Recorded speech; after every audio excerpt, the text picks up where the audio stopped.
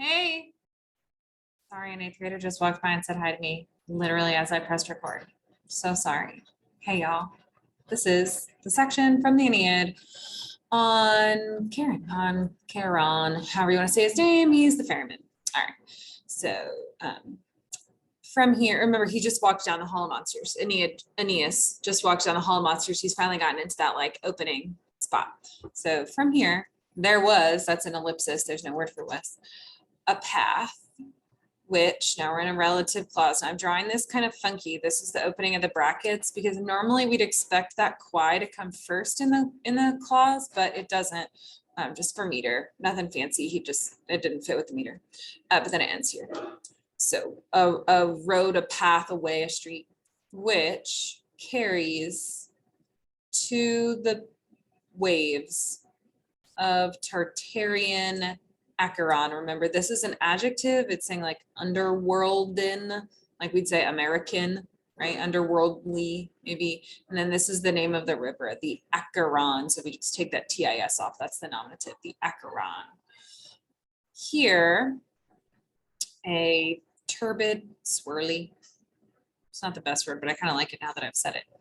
A swirly whirlpool with mud, maybe swirling with mud, and a vast, like big hole, broods, foams, rages, and it throws up. That's your verb. Sorry, I forgot to box your verb for you.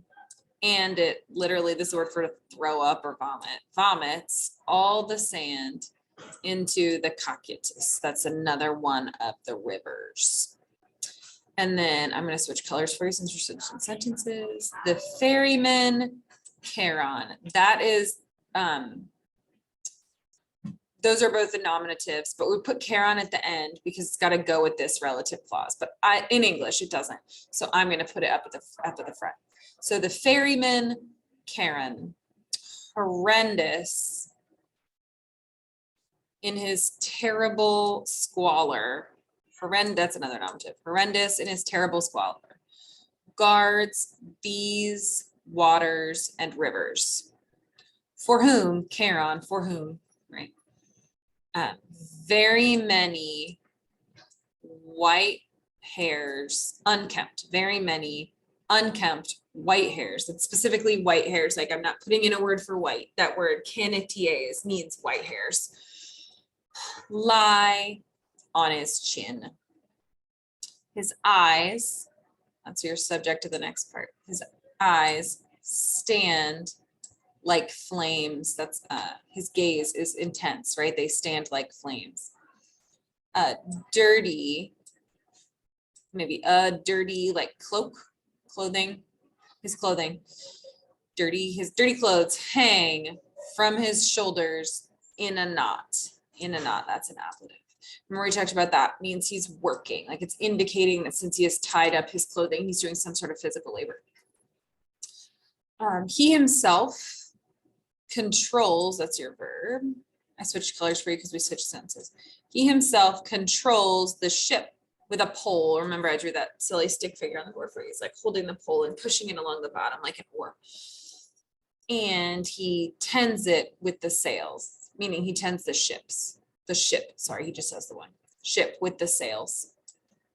And he carries that was terrible. That was really, really terrible, sorry.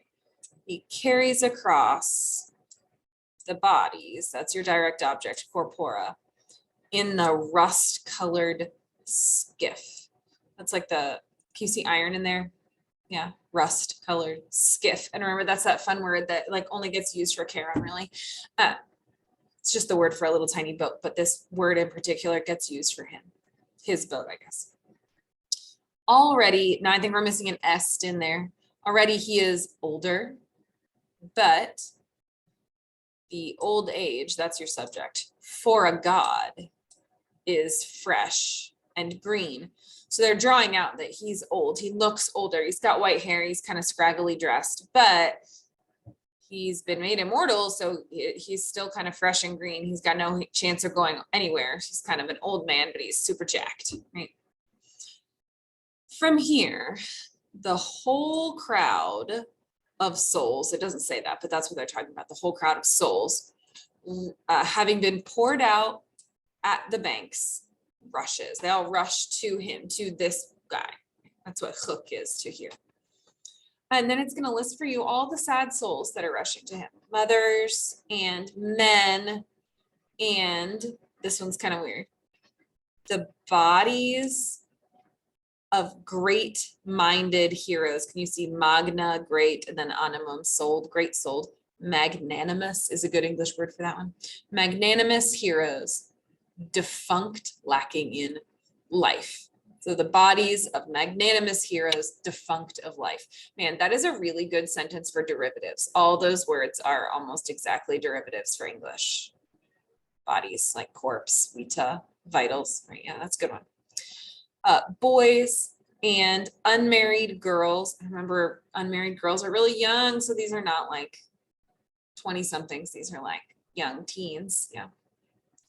And young men having been placed, that's a perfect passive participle, having been placed on funeral pyres before the mouths, literally, of their parents, before the faces of their parents. Remember, we talked about how that's kind of metonymy, synecdoche, like part for a whole or something that stands in really closely. Your eyes, or your mouth could stand in for your face. But it's basically saying they're young men who died too early before their parents, and their parents had to be the ones who put them on a funeral pyre. That's so sad. All right, until next time.